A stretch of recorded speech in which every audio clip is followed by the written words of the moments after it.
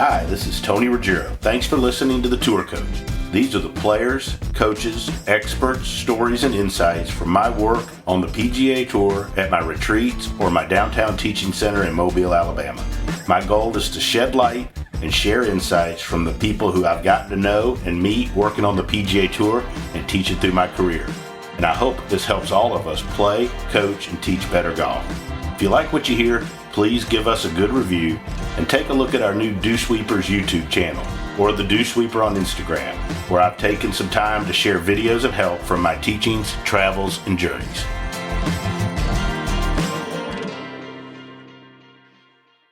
So here we are, tour coach, sitting with my boys, Emilio Gonzalez, Rick Lamb, BDR, after a couple of days of work here at TPC, getting ready for Q School.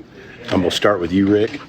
So, been kind of a weird year with all the, COVID and the long year. And a lot of times when a guy goes back to Q School, I always don't feel like we've done a good job. But I feel like your game's in a really good spot. And like you played pretty nice at the U.S. Open. How would you evaluate the last year and where you are right now? Yeah, there's been a lot of positives to take out of this year. Just I didn't really have the consistency that I would have wanted to be able to keep my card. But played a lot of good rounds, shot a lot of low scores, but just never really put 4 rounds together. But obviously the U.S. had a lot of really good first 2 days especially. There were a number of days after first day you were in top 3 or 4. One tournament, shot 900 the first round, and then kind of stalled out in the next 3. But like the U.S. Open was great, and then there was a lot of final rounds where I'd shoot like even or 1 under, and on that tour you just kind of get lapped when you do that. So, which is the opposite. PGA Tour, you go shoot 1-2 under last day, you could move up. Yeah, in some of them, at least stay in your position. Right. Yeah. So how do you approach going back to Q School next week? What's your thought process? How do you get ready for it? I think I've got a week until the tournament starts. So I think right now it's all about just getting rest. I've been doing all the work for the last month or so, just getting in the gym and playing a lot of golf, and played a couple mini tour events and a couple pro-ams just to try to get under the gun a little bit and play some competition. But just feel like my game's ready, and it's just a matter of mentally getting ready for the challenges of Q School. Emilio, so this is your first real run at Q School. A little different scenario. Yeah. How do you evaluate the last year? You didn't have earned status on Latin America. Yeah. Had some really good, had some good playing out there, really had some good finishes, and also had some real good starts where didn't finish it as good, but you overall been playing nice. Won first stage at Q School.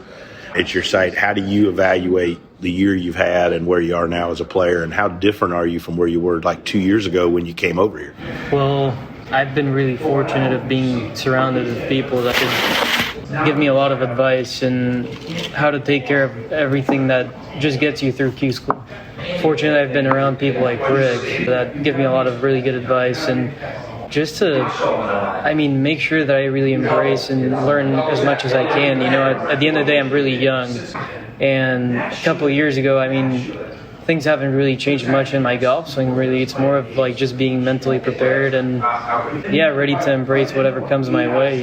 And obviously, I played really nice in Nebraska, but it's just a new week coming up. I'm going to California for second stage, and I still got to play really good golf to go and make it through that. So. Oh yeah, absolutely. I think one of the cooler things, and I've said this before to you guys on podcasts, I was watching guys like Rick that have been out there before, sharing insight with you, and listening to you guys talk earlier today. We were over on the range, and the putting green was interesting. Like Rick, so like when young guys come to you, or you're around young guys, and there's at the start of, like we were talking about, he doesn't need his training wheels on anymore. He's been out there a little bit, but like, what's your advice for young guys coming up that are starting this process of becoming a professional player?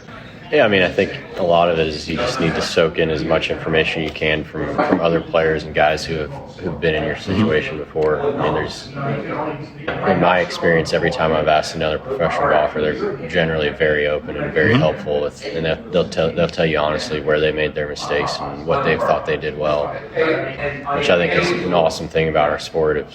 But you gotta make the effort to go out and find those people. And people aren't just going to come up to you and just spill that information. You got to do your work and go find them and hang around them and just soak as much information as you can from them. So learning from mistakes is a big thing. as you look back on it, I mean, you're not old by any means, but you've been out there a little bit.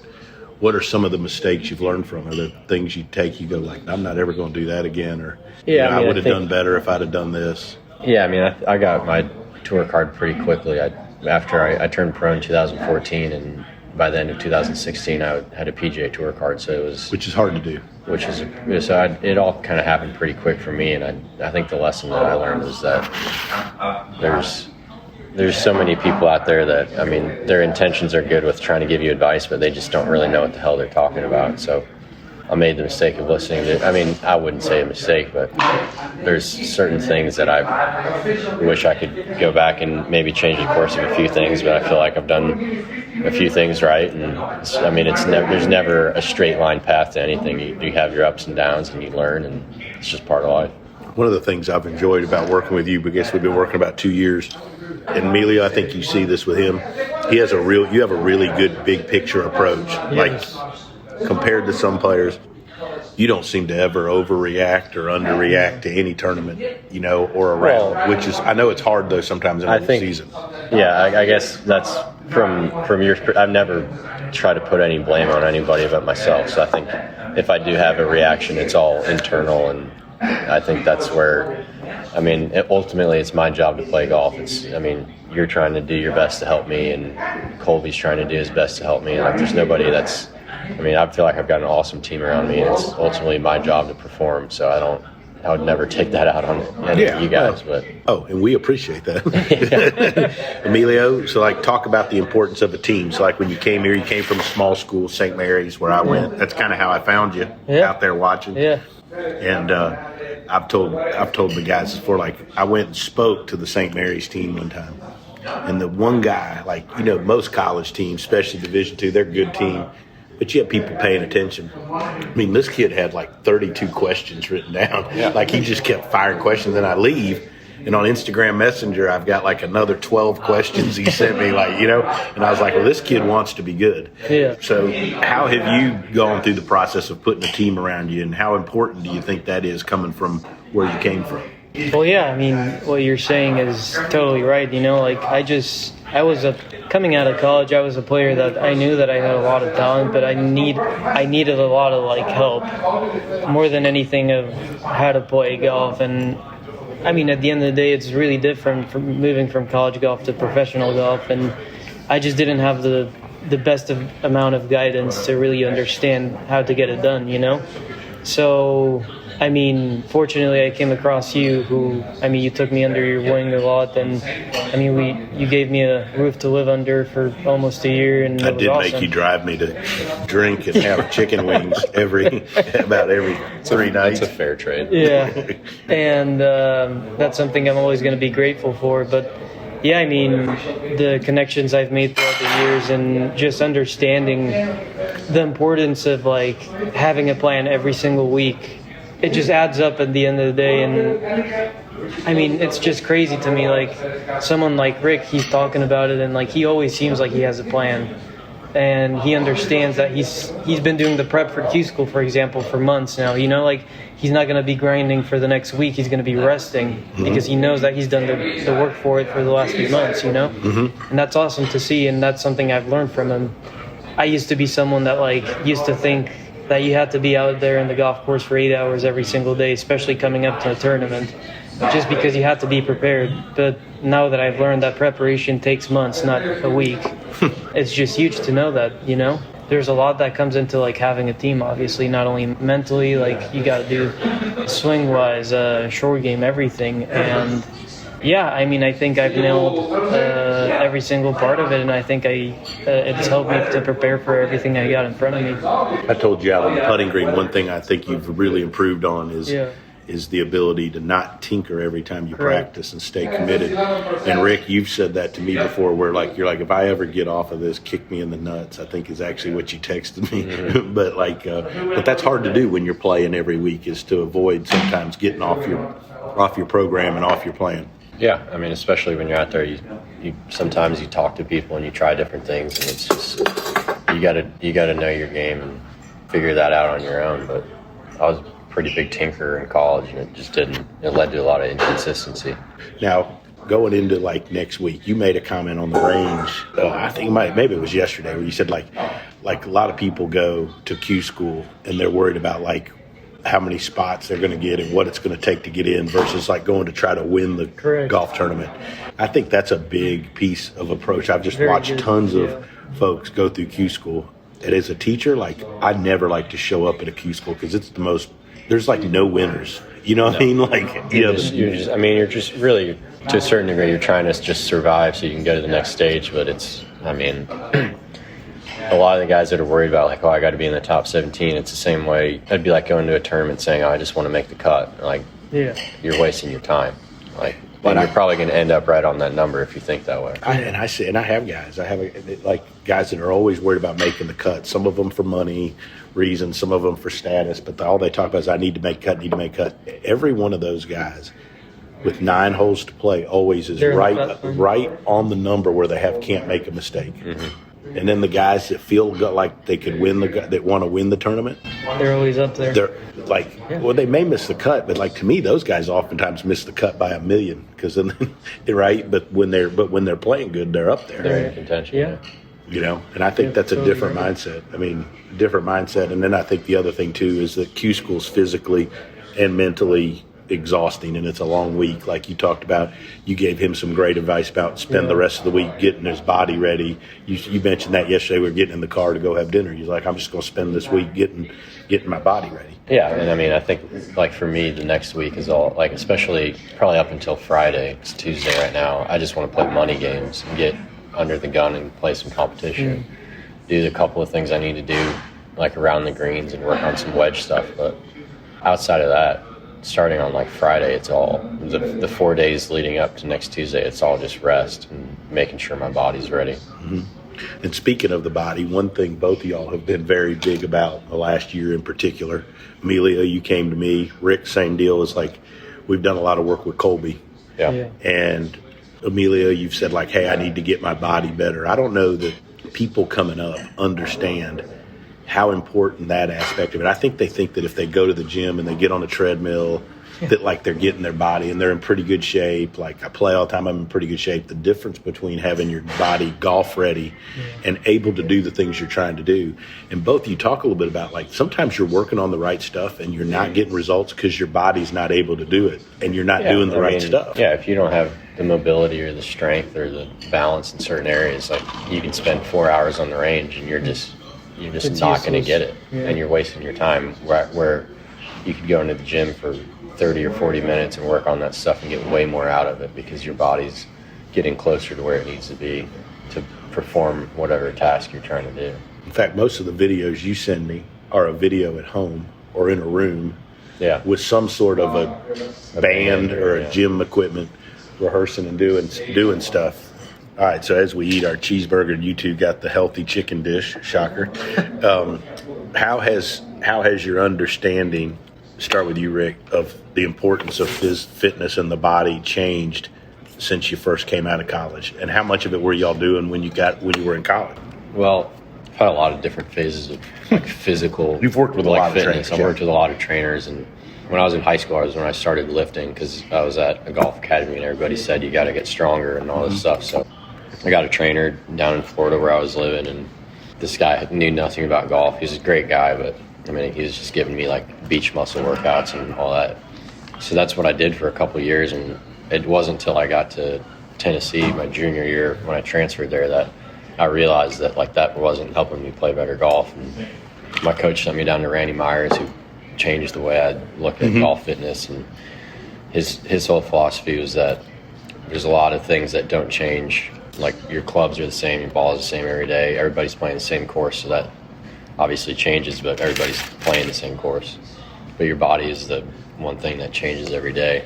And so that really changes the way that I looked, and like just doing things consistently all the time makes a huge difference in how you show up every day and your body's in a tighter window of how it feels. It feels generally good, where if you weren't doing that stuff, some days it's going to feel great, some days it's going to feel like that's a place you don't want to be.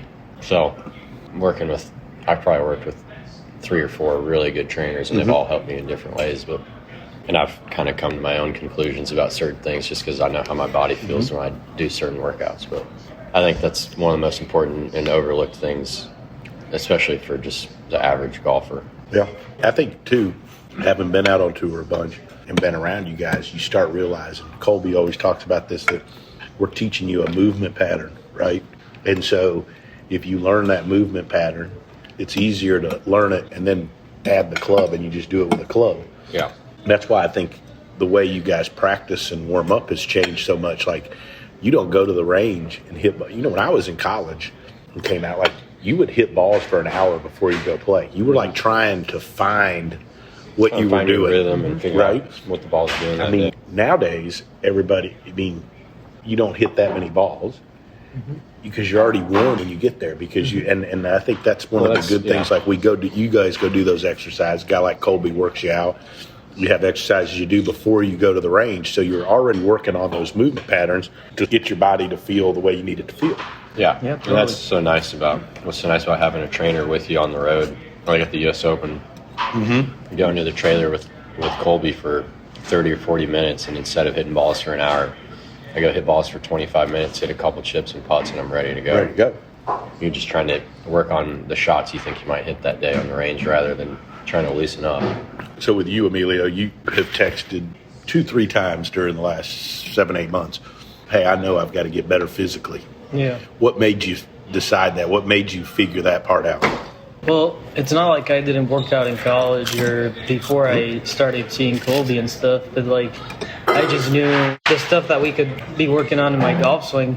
There was stuff that I wasn't able to do. I mean, I just needed more strength, more mobility in some of this stuff. And one in particular, being able to turn and load Correct. into your right side, Correct. right? Your hips tend to slide out. And Correct. The more you try to stop it, you couldn't stop it. Yep.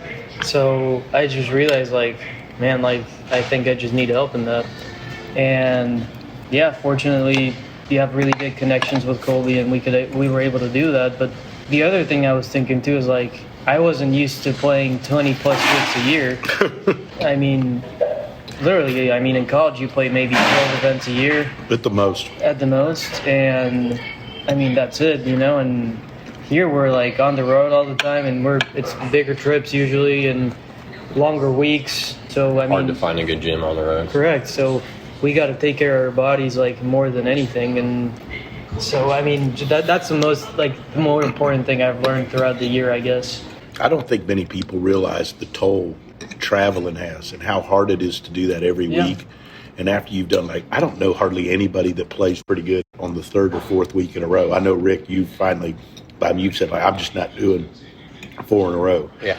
I mean, you see guys do it. Like, you see guys on the Corn Ferry, it seems like it happens more where guys have to play 8, 10 in a row. Yeah. Well, and if you don't have like a good week early in the year, sometimes you feel like you got to play all those weeks until you have a good one. Yeah. Doesn't work out very good. Usually, I think guys are better off to take a week off, even if they feel like it, and be rested and ready to go. Because with the way the points work out there, it's like, both tours are the same. You're better off having a good week and getting in the top 10 than you are finishing 35th 2 weeks in a row. Right. Everything's top heavy. Both tours, really. So one top 10 takes care of it.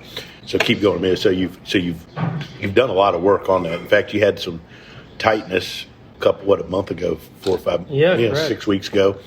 Did a bunch of work on that. And I mean, I thought it was like something that was right before first stage. Correct. That was something off in my body, and I just needed to do a bunch of exercises to get that part of my body stronger. And obviously, once I did it for a few weeks, and I just got a little bit stronger, and pain went away. So kind of makes sense now. But I mean, the funny thing is, like, in college, like, yes, the trainer I will go to, like, back in my school, there was some part of mobility and like cable stuff we would do, but the rest of the workouts would be just like any other sport in the school. Like the soccer guys, the basketball guys were like, I would show up to practice for the next week and I couldn't swing a damn golf club, So I was like, it wasn't very productive, I guess. Let's put it that way. But the most important thing I've learned is just taking care of my body, like when to go to the gym. If I'm a bunch of weeks in a row, making sure I'm doing all my exercises to keep my body ready. So that's been the huge thing.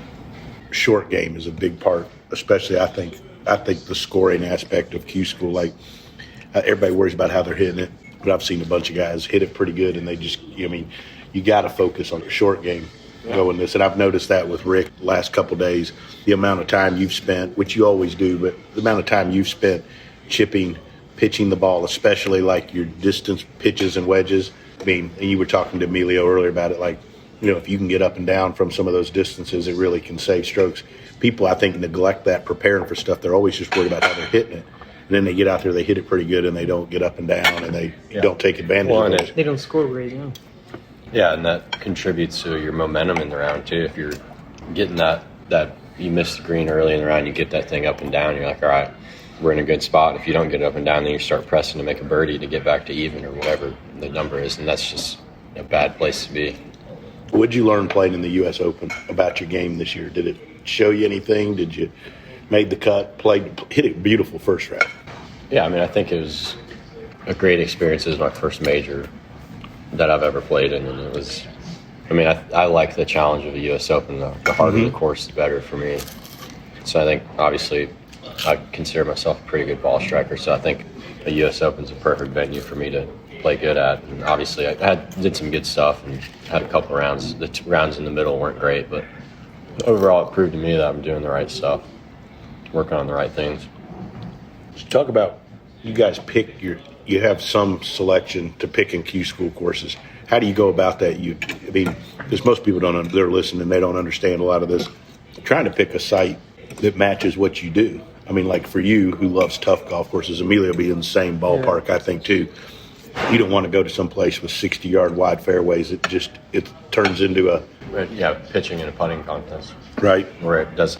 I just want to go to a golf course that separates good players. Mm-hmm. I think any good player would say that too. But yeah, I want to go to the hardest challenge that you've got, because I think that's going to separate those guys that can, like on the Korn Ferry Tour, we play a lot of weeks where you don't get a lot of separation in the field because the courses, they're just not that challenging sometimes.